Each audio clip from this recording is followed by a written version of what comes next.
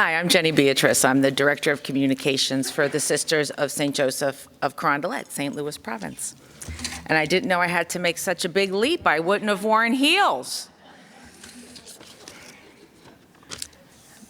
Bold, fearless, fun. These are three words that authentically describe the Sisters of St. Joseph of Carondelet. They emerged through a process to discover who we are, to help us build relationships, connect with people, to help us move our mission forward. These are the new core values of our communications program, and we reflect them in all the work that we do.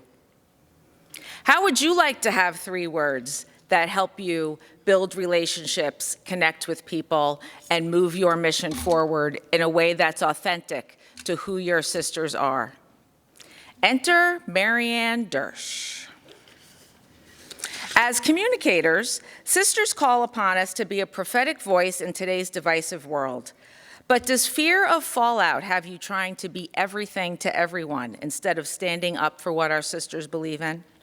With courageous communication, Maryanne Dersch teaches us how to make a shift from worrying about what could happen to being confident in expressing our sisters' authentic vision to attract energy, attention, and supporters.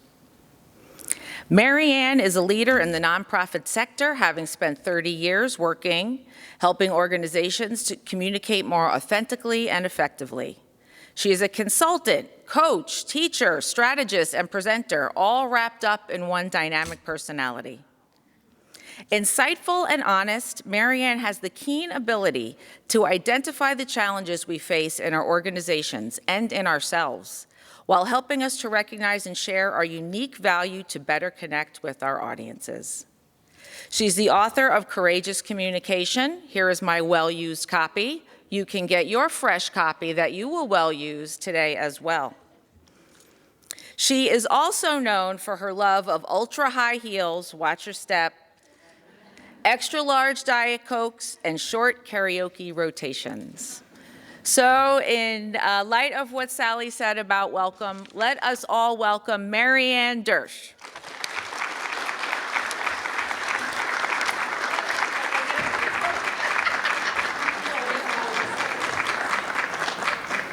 Take this for me? Yep. Can I just stay down here? Sure. Yeah, we do. I like this. Is that okay? Can you see me? Can you hear me? Okay. Okay, let's, I'll come up. It's fine. All right, I'll come up. I'll get it.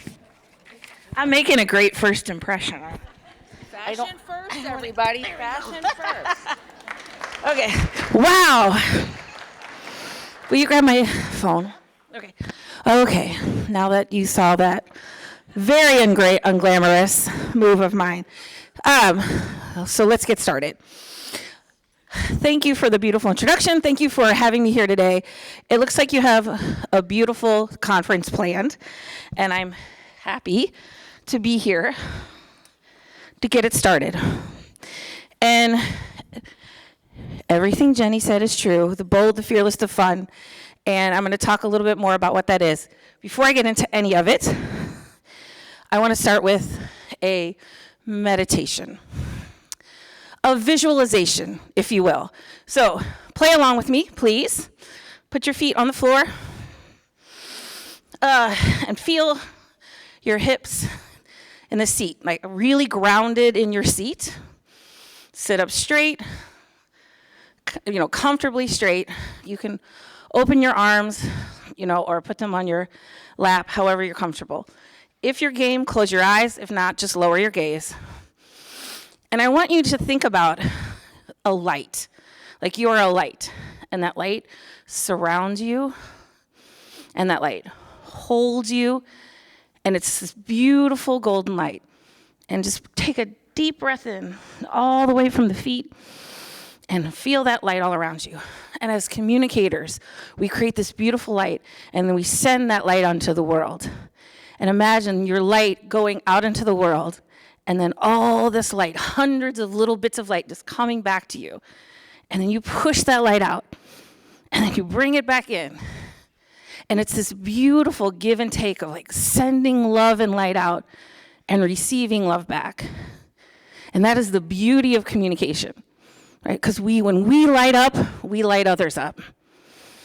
For just one more second, deep breath in, and think like that beautiful light, push it out. And bring it back in. Think of all the people you love, all the people, I mean, this is my city. I came from down the street, right? But all the people that you left behind, send them all that love, 100, 500,000, 2,000 miles away. The sisters, your supporters, your community, and then receive that love back right here in this room. Feel it in your heart. And then when you're ready, you can open your eyes and tell me, I'm ready. Come on. Come on, really? I'm ready. All right. I'll tell you a little bit about me in a minute, but I want to start with why we're here. Okay, so this is a keynote and also a little bit of a participation. So get ready. And then in the middle, we're going to do a little exercise, okay? So let me turn this over. Okay, so why does authentic communication matter? Why is it important? I mean, I have some answers, of course, but I'd just love to hear. What do you think? I'd love to run around Oprah style and talk to you, but if I get on this stage, off this stage, I'm not getting back on, so. Trust, it builds trust, okay. Anybody else? Excuse me? So tell me more about that. What does that mean? Right. Because you're loving them for who they are, right? Or, I guess, okay. Anybody else? Making connections, okay, yes. Helps us make connections. Excuse me? What? Tell me more about that. Okay, right. And like who you are is who you say you are is actually who you are. So when they get to know you, there's consistency, right?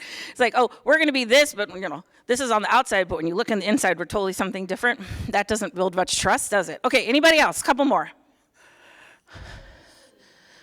It's a listening. What does that mean?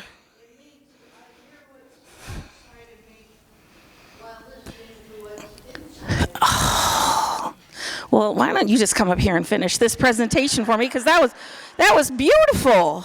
That was so beautiful. Yes. So, and it's the connection, right? It's the authentic connection. One of the things is I don't need you to be any different, right?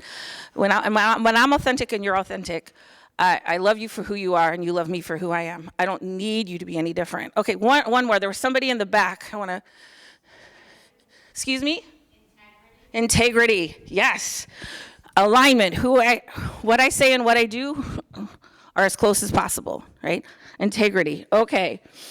You have a worksheet on your table, which you can follow along to this presentation.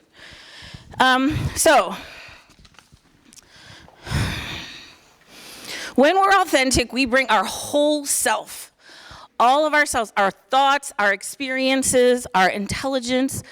We bring everything into the table. When we're inauthentic, we leave some of those things behind and we're really cheating ourselves and everyone else. You're all here because you possess an expertise and intelligence that serves other people. So by being authentic, we can bring that whole self. And the first line of that is that, do you want to be liked or do you want to be valuable? Right? Now, it's okay if you want to be liked. That's all right. I want to be liked too. And I also want to be valuable. Okay? And valuable means that sometimes you have to speak the truth. Being valuable means sometimes you bring forward some things that may make you or somebody else feel uncomfortable. Maybe. I don't know. Maybe not. Right? So, we want to be liked or be valuable. You want to be valuable. And when I work with people and I coach and train, and Jenny gave me that beautiful introduction, the thing that I want to do is help people understand that you can be valuable in a way that brings you closer to other people. right? Just because we're telling the truth, just because we're being authentic, doesn't mean we push people away. In fact, it's exactly the opposite. So do you want to be liked or want to be valuable? And here's for me. My big 3 for authentic communication, what I've built my life's work on, is what all of you already said. Trust, right? Trust. Because there is no relationship without trust. It is the foundation of every single relationship we have. If we don't trust, there is no relationship. We have to feel that there is a trusting relationship.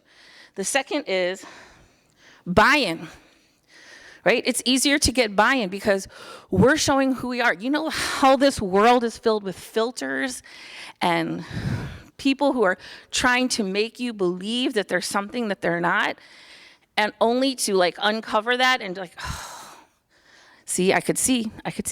So, it's buy-in. We can get buy-in. It's easy to, when we really connect with somebody, I know you know this, when you meet somebody who's like standing in their authenticity, you're just drawn to them. When you see organizations that are standing in their authenticity, like the Sisters of St. Joseph of Carondelet, we've been working on this for a couple years now. People are drawn, they're excited, like, what are they doing? What's going on there? And I don't know if even today, when you meet people, like when you meet somebody and they're showing up as their fully authentic selves, you're like, wow, that is amazing, because so few do it. We're a little bit concerned with image, which is fine. I get it, that's fine. We want people to like us, I get that too. So we're gonna talk about what that looks like. And the third thing is alignment. So what I say and what I do are as close as possible. What I say and what I do. Because when what we say and what we do is separate, our internal lie detector goes off. I don't believe. You ever see a celebrity or an athlete apologize for something and you're like, oh, please. Because their mouth is saying one thing, but the energy says another thing. And I'm going to tell you something. I have been doing this work for a long time. Yes, 30 years. And I can tell you one thing is, I love words. I love words. I have helped so many organizations craft beautiful words, but I can tell you one thing for certain, 2 things for sure. Energy speaks louder than words. And if your energy isn't backing up your words are out of alignment. So we want to create the energy that supports the words so that people believe the words, and when we create that relationship. So trust, buy-in, and alignment. Okay. At the end of this, I'm going to ask you a question. It's at the bottom of your worksheet. And so I want you to kind of plant the seed for this right now. Because I always make a promise, and my promise is that I'm going to deliver valuable content to you. And that promise will be manifested by the end, which I'm going to ask you, what is one thing you want to let go of and one thing you want to claim? So what is one thing that you will stop doing, stop saying, stop believing, stop being, right? And then one thing that you're going to claim, which is start doing, start integrating. If you could just pick one thing from this presentation, it will change you, and it will move you towards more and more authentic communication. And listen, here's the thing. It doesn't stop. It's not like you're like, oh, I'm fully aligned and authentic, right? It's always the next elevation, right? The next uncovering, the next, because we're always changing. What is that saying? Like, you never step into the same river twice, right? We're never the same person. So we become more and more authentic, more and more aligned. And so it's a practice. It's a practice. And so we're standing in that practice. So you can start your practice by picking, what's one thing I want to let go of so that I can make room for this one thing I want to claim. And so we're going to work on that. Okay. So if we understand that authentic communication is so important, why is it so hard? Why don't more people do it? Any thoughts about that? I'd love to hear. Why is it? Why do we struggle with this? What? It's painful. Being vulnerable, yeah. Is that what the painful part is? The vulnerable, like, if I open my true self up, what if somebody doesn't like it, right? Anybody else? Afraid to get, afraid that what you say will turn people away? Okay, all right.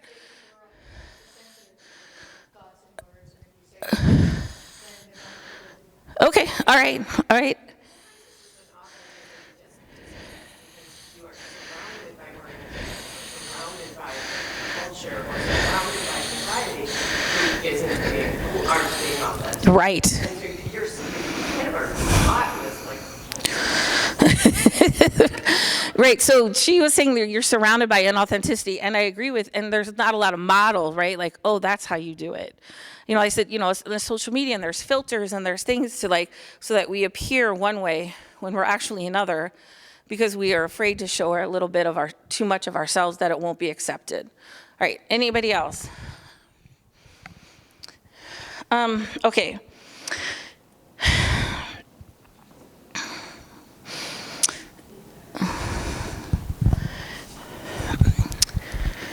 The thing that we can't have that we want the most, two things, certainty and control, right? Now, if the pandemic taught us anything, is that we didn't really need certainty and control, did we? Because everything we knew changed, and we were still kind of okay with all of it. We adapted, right? We adapted. So, but we fear or we cling to the two things we'll never have, which is certainty and control. I want to be certain that if I do this, if I step into this, that it's going to be okay. I want to control the outcome. I want to make sure this happens exactly the way I want it to. Those things are a fallacy. They're an illusion. They're never true. They were never going to be true, right? And I know that in our world, it seems chaotic, you know, our faith can ground us and help us, and it is not real, right? Certainty and control, we don't have it. So we want to release the need to have that, because when we release the need to have that, then a whole lot of other stuff can open up to us. One of the things Jenny's intro said, we fear the fallout. What's on the other side of authenticity? If we speak our truth, what's on the other side of that? Will we get canceled? Will people complain? Will we lose donors? Will we lose money? Oh, wait, we can't say that because it'll make the donors mad. Oh, so then we sit in fear, right? So, and we create more fear. I'm going to tell you about that in just a second. But if we show people who we are or who our organization is, and I'm going to use both of those interchangeably because it's all the same, right? If we show people who we really are or who our organization really is, we risk rejection. And rejection is something, no one wants to feel that, right? I get that. In my workshop this afternoon, I'm going to talk a lot more about how to manage that. But we risk rejection. And those bring up feelings of guilt and shame. Guilt and shame are two feelings that we avoid at all costs, right? So we don't want to feel that because it triggers some weird stuff in us. So we say, okay, we're going to play it safe and we're going to play it where we feel in control. And what happens is, well, really nothing. Because one of the things in my book I talk about, you know, and I'm going to talk about this in a minute, praise and criticism. If you're saying something and somebody's not liking it, that's awesome. Because congratulations, you stepped into your value, right? If you are so afraid of criticism, you won't say anything. You're saying nothing. You're saying nothing. And so I was about to go into something. I'm going to pause. Hold on. I'm going to pause. Okay. When we decide that we want to be authentic, it opens up this pathway. It's like a superhighway. And there are people in this room that can testify to this and how this feels. It's like a superhighway, right? Because I'm going with the ease and flow. I don't need to change people. I don't need to make anybody different than they are. We can all stand in our own value and be recognized as such. And you, as communicators, you are the leaders. You are the guides. You set the standard. If you can't do it, right? How's it going to happen? So what I'm calling on you to do today in this next 3 days is to really think about how I can be a leader, how I can step into my leadership as an authentic communicator, and not just for me, but to bring others along with me and to bring a whole organization along with me, because you're the leaders of that. Are you with me? All right, okay. So let's talk about, I'm gonna talk a little bit about Before I get into, I'll just talk a little bit about my journey towards this, okay? And this is a true story. Many years ago, I was in my therapist's office, and I was complaining to her that my friend said something about me. She criticized me, and it's that kind of criticism that stings. You know what I'm saying? I could feel the tears pushing, my heart racing when you feel it in your body, you know? Like fight or flight reaction, like, what is she saying? I'm like, I just want to be at karaoke. Like, I was just so weird and out of the blue and like, what is happening?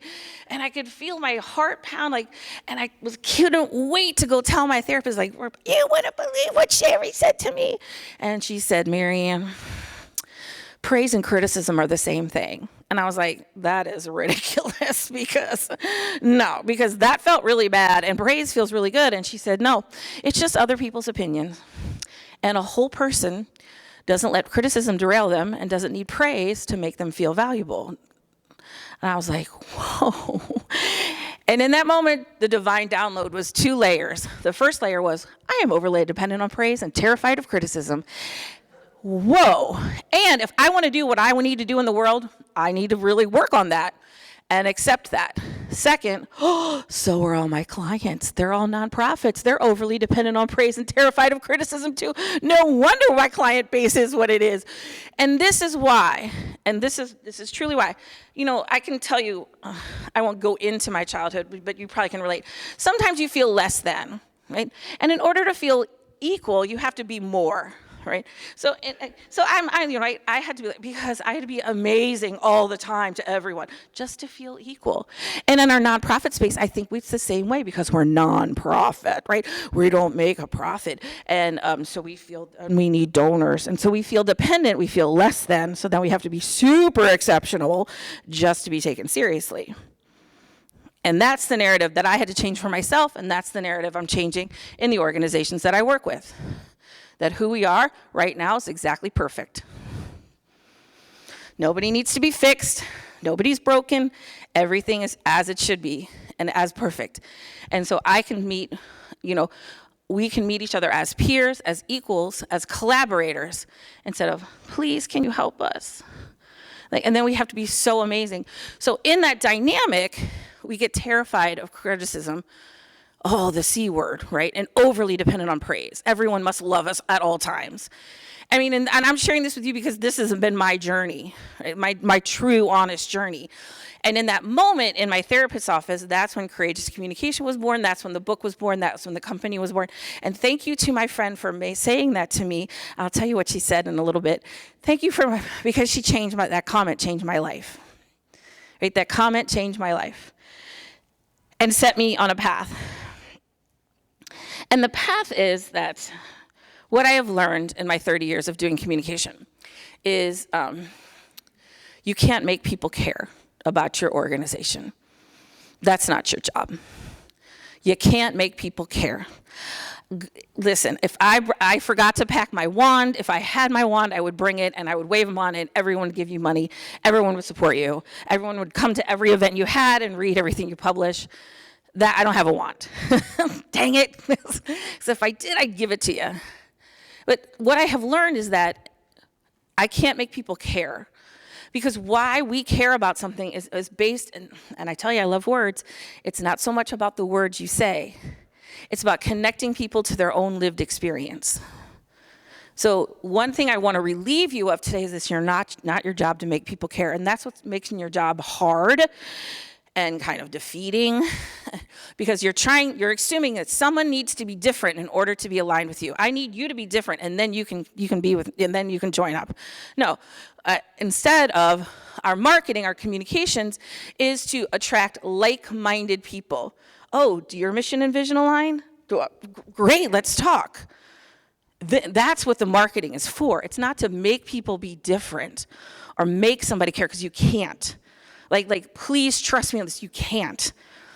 Maybe every once in a while it'll work, but for the most part, why we gravitate toward one cause for another, toward one thing or another, is more based in our own lived experience and seeing that reflected in someone else. So instead of trying to convince somebody, here's how amazing we are, we're so awesome, we're like, hey, if this is what you value, come see us. Right? People come for the cause, they stay for the community. They want a community of like-minded people. I should have put from come for the cause and stay for the community on the worksheet, but you can add that in. So what do you think your job is? I'm trying to make people care, but what is your job? Find like-minded people. That's your job. It's like a beacon, right? That light sending out. This is who we are authentically. And if that's for you, great. And if not, that's okay too. All right, so before I get into, I'm gonna go into like I'm going to go into the 7 steps of becoming, how to do this, and we're gonna walk through that. Before I do that, I wanna do a table exercise. And what I'd love for you to do is just take a couple minutes, and we'll do like, I don't know, we got lots of time.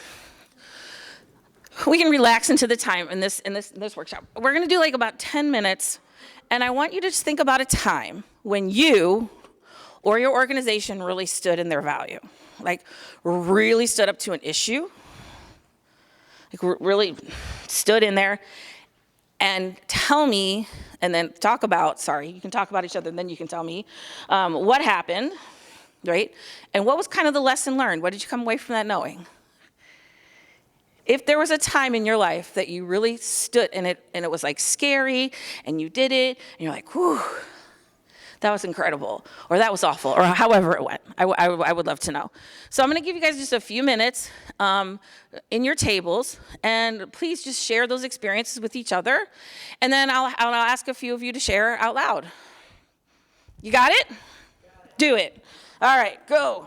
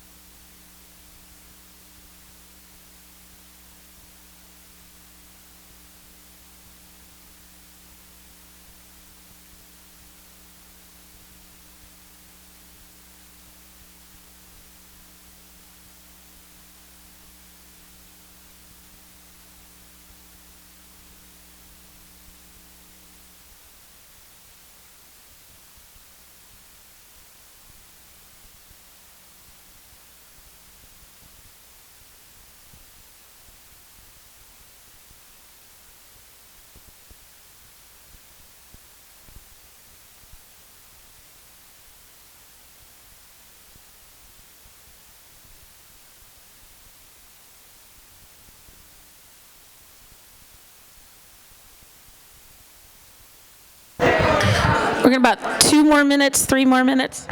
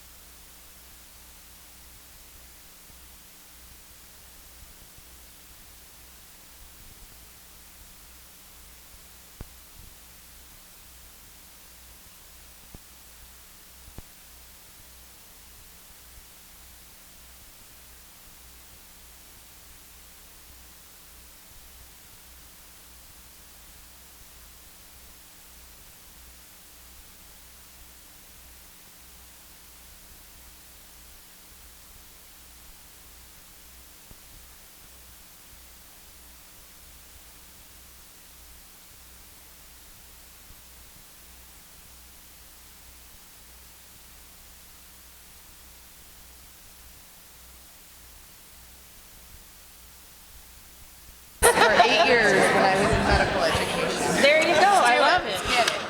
Check, check, 1, 2. Check, check.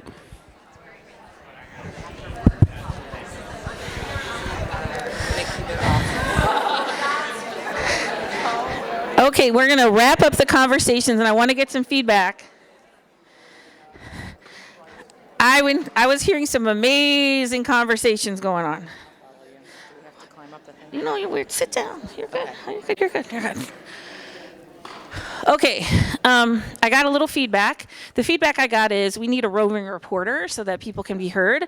So Michaela over here is going to be my roving reporter, and we're going to turn this thing up Oprah style. So Coming for you. And so you got your track shoes on because you're going to run around. And so I heard a lot of the same story told in different ways. So who wants to share a little bit about what you talked about? Yeah, go ahead. Okay, thank you. Yep. So this was in 2020, so the height of the pandemic, and then we're in Louisville, so of course Breonna Taylor was killed in our city. And so for our magazine, with the permission of my then president, I kind of did a 2-part issue on the 2 pandemics, you know, the pandemic of COVID and the pandemic of racism. And so we showed some pictures of us at some, you know, rallies and things. And then I did show a picture of a black woman with her hand in a power salute that really angered some people. And then on the back, on our marquee on our campus, we had put "Pray for peace, work for justice, Black Lives Matter." So I put that on the back cover. And so we had not like this huge outpouring, but we had a significant number of people upset by the whole thing. Yeah. And I had to fill some of the calls and, you know, donors. So I went to my president and, you know, I was kind of like, wow, what have I done? And so I told her what was going on, and she was like, well, that's all right if we lose some donors. And she said, and if we've made some people upset, then we're doing our job. So I was just like, yeah, yes. So to me, that was like really living the gospel message. Right. Yeah, and being Thank you. authentic. Thank you for sharing that. Okay. I want Jenny to share a little bit of their, because I know her story a little, so you can share a little bit of that. Okay, so the Sisters of St. Joseph say that they serve the dear neighbor without distinction and serve the needs of the times. And one of the ways we are doing that is we have a sister who ministers with the families of transgender youth and accompanies them through their journey. So because of the work we did with Maryanne, we decided to share that story in our magazine, and it was the cover story released during Pride Month. So we were prepared for some fallout. We had a statement ready that talked about our values in case people were upset. So the magazine goes out at night, it's at the printer, and I wake up and I'm like, it's at the printer. It's too late. Oh my gosh. We have a very, very supportive leadership team, so I didn't really have to ask for permission, but I told them what we were doing. So the magazine comes out, and we get a handful of messages about how we're evil or whatever, and a couple ones that actually were thoughtful in their response, and we responded to them. But we got so many more personal stories of how we really touch people and help them in their journeys. One sister told me that her sister has a transgender grandchild, and she was so happy to see that in the magazine, knowing that we were supportive of that journey. Another instance was I was working with a firm and on communications, and I mentioned this story about the article. And the woman said, "Is that Sister Nancy?" And I said, "Yeah, how do you know?" She said, "My child is transgender and we're in their group."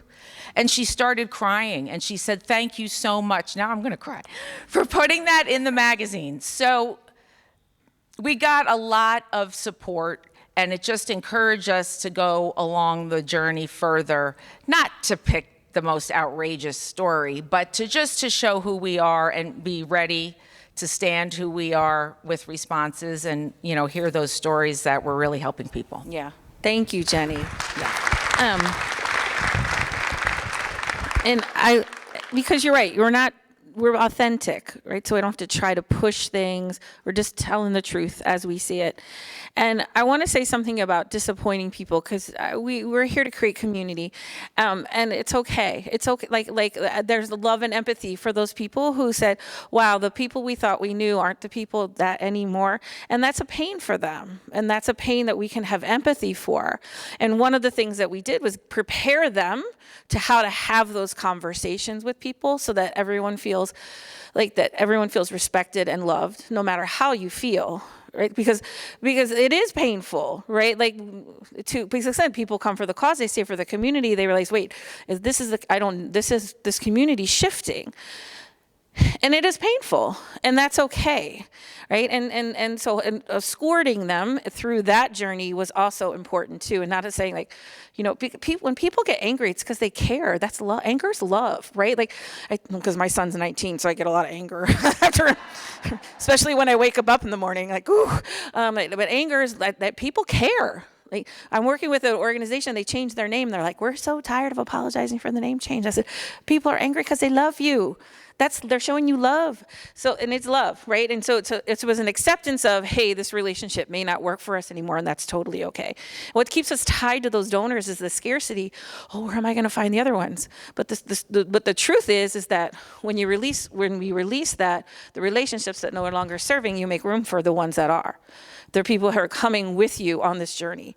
And it's okay. It's like a breakup. It's okay. It's not you, it's me. It's all right. It's okay. All right. And then and the other thing I want to mention, and then I'll take another story, is, because I heard this over here, was they put their Pride flag up on their Facebook page for Pride Month, and they just let it flow, right? Just let it. People were, "Oh, this is great. Oh, it's not," and they just because it's okay. Praise and criticism. It's the price of doing business. And no one got upset. No one decided to delete comments. No one's trying to talk people out of it. It was interesting having people tell the sisters that they got their faith wrong. You guys don't know what you're like, okay. And we just let it ride. Because that's fine. They're going to have their thoughts. Right? I don't have to just because there's a bomb doesn't mean it has to land on you. Right? They can just, they say what they need to say, and then we can and it's fine. All right, one more. Let's do one more. Who wants to share? What do we got? Okay, Michaela, over there. What's the time? Perfect. Yeah. Sorry. Hi, everyone. My name is Garnay Manassian. I work with the Sisters of St. Joseph of Boston. Can you put a little bit? Yep, there you go. One thing that we always kind of get is, why don't you share more photos of sisters in the habit? And our response is always, well, like it was said earlier, we respond to the times and Right. what's needed. And so one thing that we kind of struggle with is, or not necessarily struggle with, but we want to make sure that we are being consistent in, showing what we've done, what we do, but we also want to pull in a younger audience. And that's kind of hard when we're trying to appease to, the people that knew us then and the audience that we want to pull in now. So I think we kind of try to bring in that sense of come for the cause and stay for the community. And it's hard to walk that line of keeping up with the times, but also making sure that, you're respecting and staying consistent with With the people in the past. Yeah. Exactly. Yeah. That's awesome. Thank you. Thank you for sharing that. Okay, I've got time for one more. Anybody else want to? All right. When you stood in your value, your organization stood in your value, what happened? Take my bag off. 1 minute. Hi, everyone. I'm Natasha from the Sisters of St. Joseph in Brentwood. And I didn't get to share at my table just because the conversation was so good and we ran out. But I guess I'll share with everyone because I kind of think this part is important. This past year, we did an article with NCR about our refugee families. If you know anything about Brentwood, we sit on 212 acres, a lot of buildings that are not being used. So we have families that have come from the Ukraine and Afghanistan. So we started this article process. They came a couple of times, met with our families, a lot of information, went back and forth, and we started, to coordinate everything and get this out. One of the things in the process was what's happening now, but what's going to happen in the future. And we didn't have firm answers on that. The sisters was like, well, we're just taking a step into it. We don't know. We don't have the answer. And I think sometimes being authentic is saying, we don't know what the next step is. We're just going to do this. And this is what we're doing now. And hopefully along the path, we'll be guided in what the next steps are. So in having that article go out and saying, we're doing it, we don't necessarily know the next steps. I think that was us being our true authentic self, because we didn't have the answer. And it was okay for that at that time. It's still okay for that, but I think when we think about being authentic, we think about, oh, I have to have the answer, what's next, what's the plan? We don't necessarily have that. We're just taking a step into it, so. Thank you. Thank you to everyone who participated. What is the lesson here? I feel like, the lesson, if you think something different, Michaela, don't get too comfortable yet. It really wasn't that bad.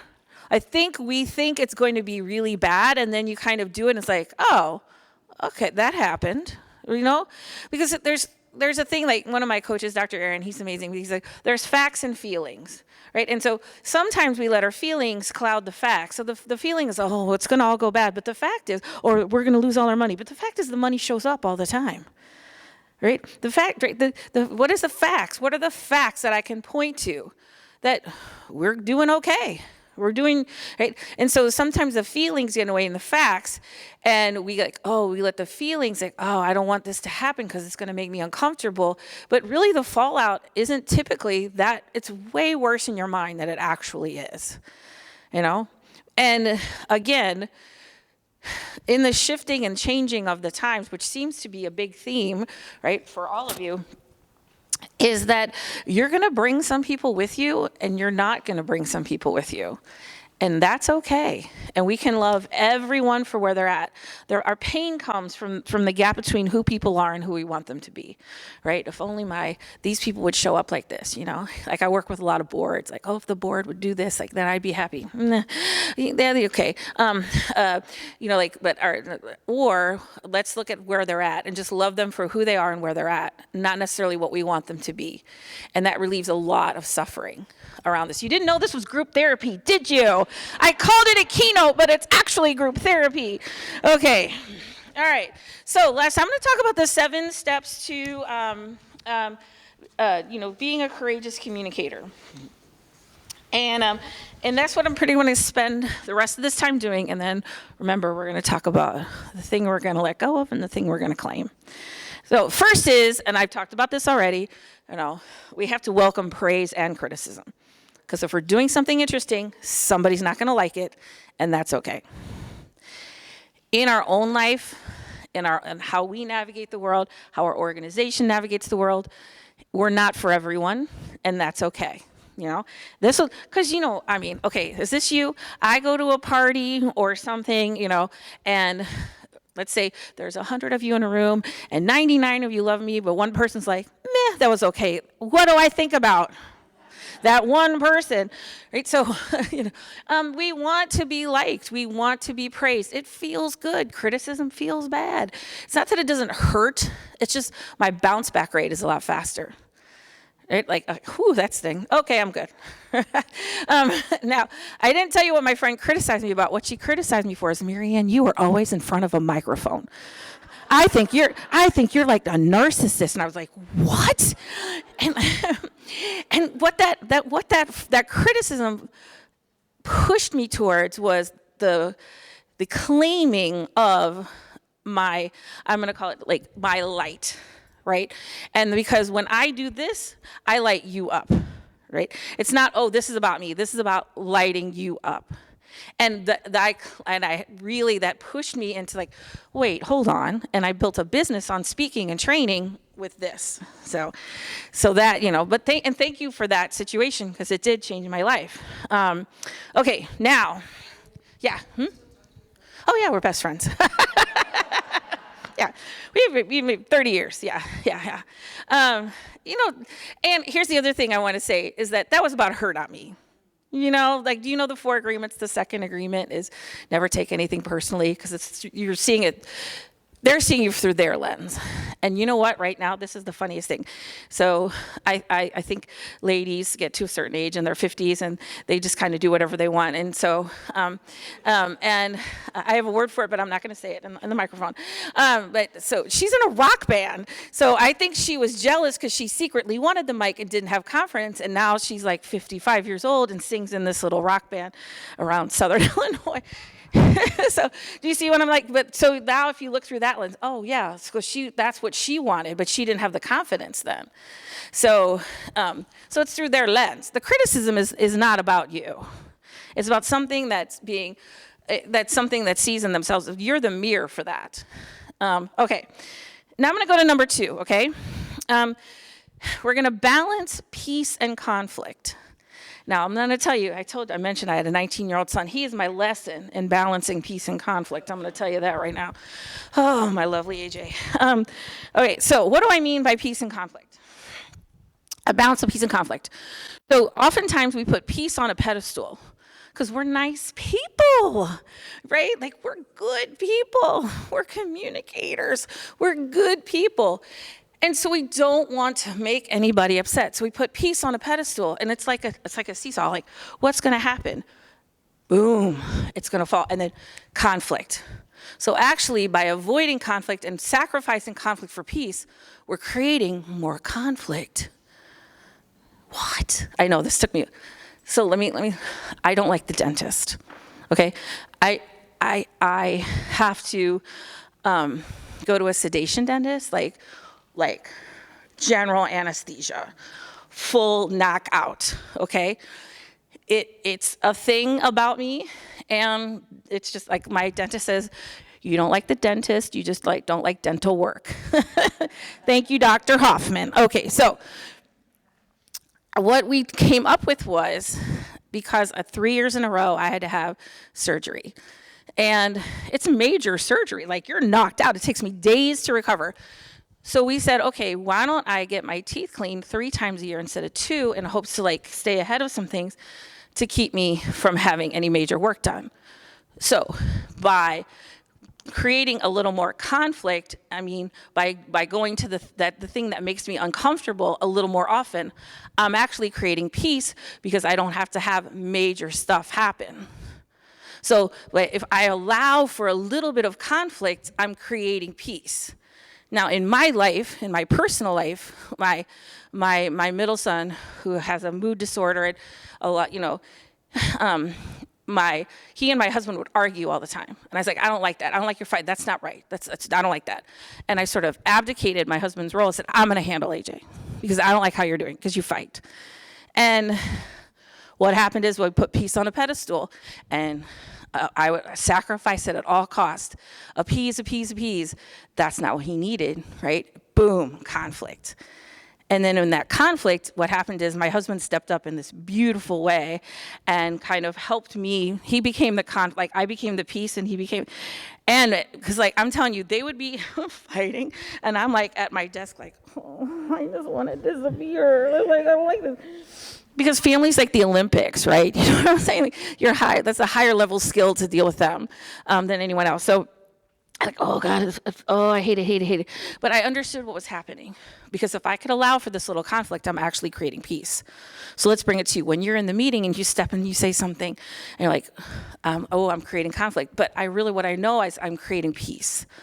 Because if I can tolerate, so in that it's a balance. Our whole life, praise, criticism, peace, conflict, it's all a balance. And it's like a teeter-totter when we're just on it like this with our toes almost to the ground. Like that is it. So if we allow for conflict, we actually create peace. Does that make sense? Okay. The reframing, because the enemy is not conflict, it's the avoidance of conflict. And it's what's not being said that makes people angry. They'd rather you say it and deal with it. But we're afraid to say it because we're afraid of the fallout. Because what does fallout? Stirs up those feelings of guilt and shame, which we don't like. So once we allow for the conflict as just part of it, it's a part of authentic communication, it's part of being a courageous communicator, then we can learn that it has a role. You don't get to anything without conflict. You just don't. Like it's just part of it. Like one of my clients said, oh, Maryanne, I was hoping to avoid the drama. It's not drama.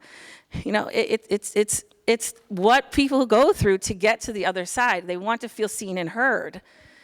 And once they feel seen and heard and understood, they relax. And when they relax, they trust you. So just allowing people to feel seen and heard, allowing for the feedback. You know, and then and keeping yourself, and we're going to talk about that in a minute, keep yourself sovereign during that feedback that allows you to then see them, and then it kind of disarms the situation. All right, we're going to talk more about that this afternoon if you're in my workshop. All right, any thoughts or questions about that before I move on?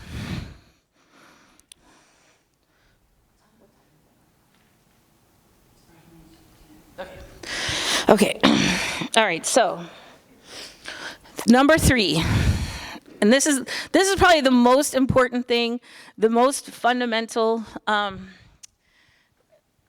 tenet of my work is, I call it release the outcome. We have to release the outcome. And what do I mean when I say release the outcome?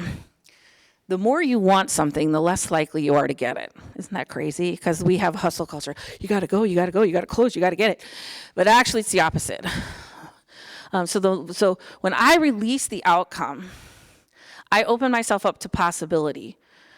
Right? I can hold space for that. I really would love I really like this donation to come through or something. And I'm okay either way. Right? But because when we are tied to the outcome, then we miss the possibility of life. And I'm going to give you an example. A couple of years ago, my husband and I went on vacation. And we went to Jamaica to this resort. We had never been there before. And of course, it's Jamaica, so our room wasn't ready. And they sent us to the pool, and we got something to eat. And within an hour, I had made the greatest friends of my entire life. We were one, and I'm like, this is amazing. And then we went and we got our suits on, and we hung out, and there was a talent show, and it was just the best week. I'm like, I want to do that again. So we rebooked that vacation for a couple of years later, and I was immediately disappointed when everything didn't go exactly the way I wanted it to the first time. But I didn't realize in the moment that I was really holding on to that because it was so good. So I was attached to the outcome. I wanted my vacation to go this certain way. When I wasn't attached to the outcome, I had never been to this resort. I didn't really know that much about it. It just came with a really good recommendation that we just did. It was so fun. So when we attach to the outcome, we kind of lose the beauty and the joy of the moment. And so desire, nothing is done without desire. There's nothing created without desire, right? So when I'm doing something and I'm attached to the outcome, I'm afraid I'm not going to get it. So I'm doing it out of fear. And when I operate in fear, I create more fear. When I'm doing something out of curiosity, the desire of, I wonder this could be cool. This is interesting. Let's do that. Then I'm operating out of possibility. So in order to communicate authentically, at some point, every single one of you in those stories, you had to let go, right? You had to make the post, you sent the thing to the printer, you let go, you release the outcome, whatever's gonna happen, it's just gonna roll. We're gonna roll with it, let's see what happens. And that is, and this is just in your life, and anyway, there's things I'd love to have happen and to be unattached to the outcome. And it seems counterintuitive because we're taught and especially when I work with fundraisers, they get super tied into but I need goals and right? And I gotta just hustle. And yeah, that's okay. The thing is, it's not about the outcome, it's about staying sovereign and holding the vision and staying in practice and letting what be will be. Because here's the thing, and you know this as communicators, right? Sometimes you send a signal out over here, and then something happens over here. You polish here to shine over here. Wait, how did that happen? That was so unexpected. We're not ATMs, right? It's not a direct response all the time. You put some stuff out there, and it comes back to you in all these different ways. But if you're attached to the outcome, you may dismiss the ways that it's coming to you because that wasn't in our goals, right? And here's the thing, you don't get to say who or when. You don't get to say who gives and when. You don't say who opens that newsletter and when. That's not your job. Your job is to, stay sovereign and stay in practice. Hold the vision and allow for it to manifest however it wants. And that feels whoa, that's so woo-y. And yet, remember, we don't have certainty or control. But when we release the outcome, we open ourselves up to tons and tons of opportunity. Because we're what if we want somebody to sponsor an event, and actually if you're in conversation with them, you realize, wow, there's a whole nother level to this relationship, but you may not have explored that or asked that because you were focused on the transaction of enrolling a sponsor to an event. All right, so release the outcome. All right, the fourth thing is we're gonna adopt neutrality. And what I mean, I call this the Ellen DeGeneres paradox. Is she mean or is she nice? Lately, it was just Jimmy Fallon. I think all these talk show hosts go through it. Are they mean or are they nice? I don't know. Is she? Well, when I met her, she was mean. When I met her, she was nice. Maybe she's both. Because she's a human being, and she gets to play with all her 88 keys. It's fine. Sometimes I'm really mean. Sometimes I'm really kind. Because it's all me. When I own all those parts of myself, when I own all the parts of my organization, whoever we are, when I own that, it's not good or bad. It's information. And I don't have to decide, am I good? My husband, am I good with money? Am I bad? I don't know. What am I? Oh, am I? And it fills our brain. You know what? I'm both. It's everything. So neutrality means I can hold space for two things to be true at the same time. And I don't have to decide. So yes, we can, have great connections with people, and yes, we can disappoint people at the same time. And both those are true. And we don't have to decide. And it's all just information. If you're willing to look, there's so much information that you can get from people, from any situation around you. So the neutrality is, right, I don't have to decide. It just is. And so is this like I think in your story of the Breonna Taylor, like you went to the president, like, did I do something wrong? Is it right or wrong? And your president said, no, it just is. It is, okay? All right. So now from a place of neutrality, this open space of what will be. And even in the story, and I forget your name in the back of like, we're not really sure what's coming next. That's a great, like, we'd love to know and we don't. And we're gonna hold space for both those things to be true. So from a place of neutrality, then we can recreate our story. So now we can reframe a story that serves us more effectively. So if the story is we're disappointing people, what's a better story we can tell? The better story we can tell is, hey, maybe these relationships, it's okay for relationships to end, right? And we respect people's beliefs, and we respect our beliefs, and if it's no longer a fit, I respect that. So from this place of possibility. And so when Jenny said fun, bold, fearless, fun, from that place, we created that from that place of neutrality, of like, what's the story that we truly want to tell, right? What is the story that we want to tell? Who do we actually want to be? And how can I tell that? And that's the authentic story. Do you ever have something horrible happen and like, I am so glad that happened to me, right? And because you reframed the story, like, wait, hold on, I actually said that was an awful thing, like my friend criticizing me, but it was actually a really great thing that happened to me. I had lunch the other day, and people tell me things. Do people tell you things? Because people tell me things. And I'm just sitting in this restaurant at the bar having lunch, and this guy next to me starts talking to me, and he said, and this is true, the day I got arrested was the best day of my life. And I said, do tell. I want to know everything. This young man, he was a heroin addict, and this was his job. He did interior landscaping, so he went into like wealthy homes and like watered their plants. So he literally had access to wealthy people's homes, and he would steal things to pay for his habit.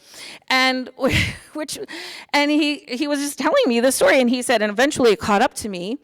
I got caught and I got arrested, and he said, and as soon as I got arrested, I started crying because I didn't have to carry the secret anymore.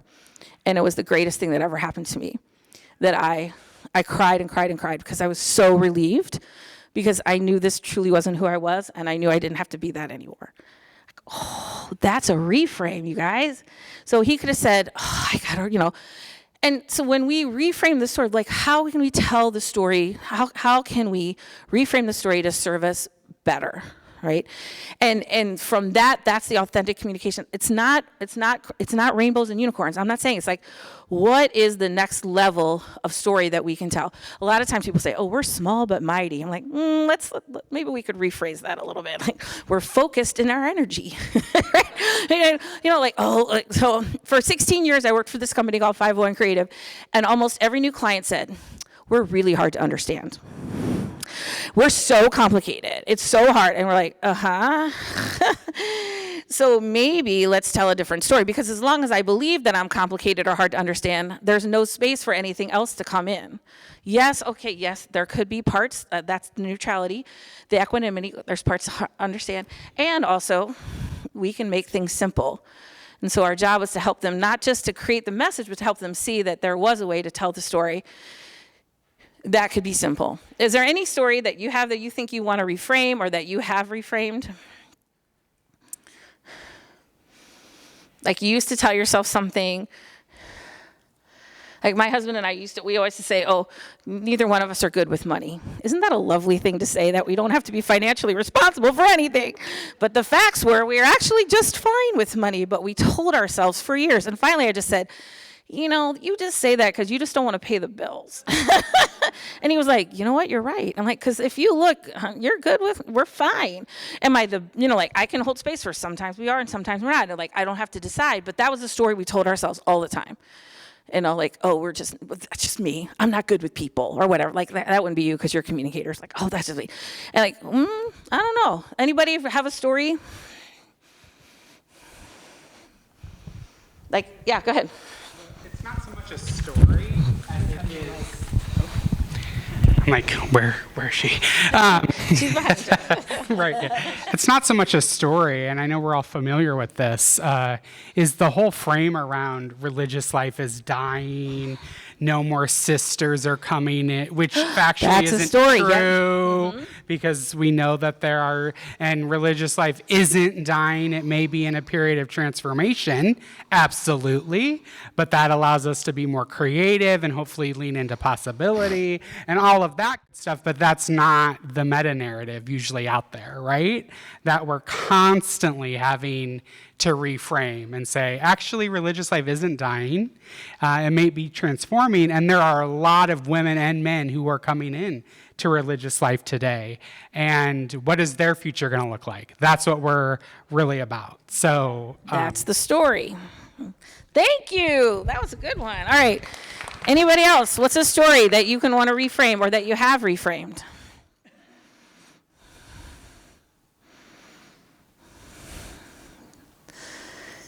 Anybody? Oh, come on, we got to have one more.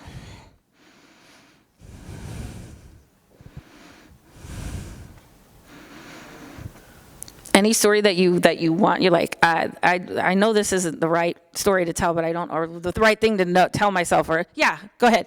Leah.